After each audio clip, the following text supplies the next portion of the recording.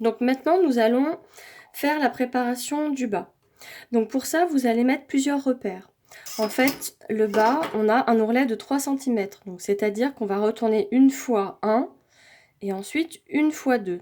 Donc le mieux, c'est de mettre un repère d'abord à 2 cm, donc tout le long du bas du vêtement, et ensuite de mettre un repère à 3. Comme ça va vous guider pour pouvoir plier votre vêtement, pour faire l'ourlet correctement. Donc là, on repassera une première fois à 1 et ensuite une deuxième fois à 2. Avant, on va d'abord s'occuper de la partie fin de patte de boutonnage. Donc là, pour avoir une jolie finition, alors là, je l'ai fait de l'autre côté. Voilà, le but, c'est d'avoir quelque chose comme ça sur le bas du devant.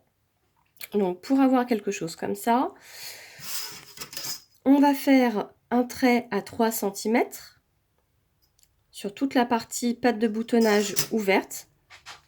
Je vais plier ma patte de boutonnage en deux. Je vais mettre ma valeur de couture à l'intérieur de la patte de boutonnage et je vais faire pareil de l'autre côté. Je vais la replier et là je vais faire exprès de légèrement dépasser au niveau de ma couture. Et je vais faire une piqûre sur ce fameux trait. Voilà, comme ça. Une fois que vous avez fait ça, je vous montre avec de l'autre côté, puisque j'ai déjà fait la piqûre.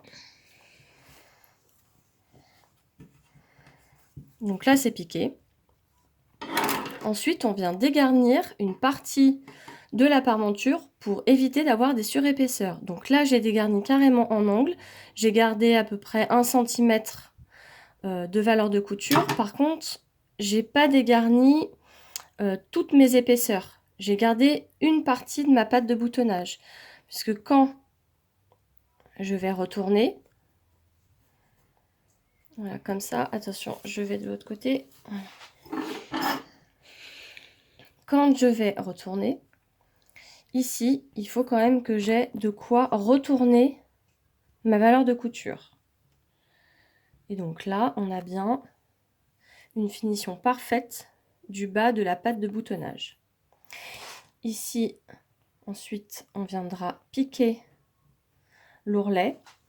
Et pour pouvoir finir la patte de boutonnage, logiquement, on va venir piquer le long à 1 mm ici. Là, on est sur l'envers du vêtement.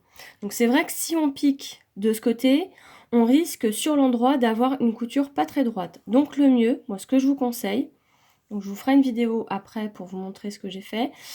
Je vais bâtir ma patte de boutonnage à cheval ici.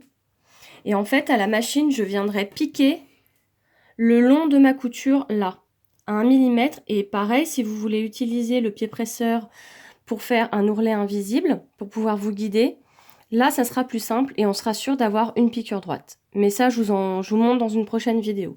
Donc en priorité, là, on s'occupe de marquer l'ourlet, donc à 2 puis à 3, donc en tout là on a 5, et de faire la préparation ici de notre piqûre de fin de patte de boutonnage. Voilà.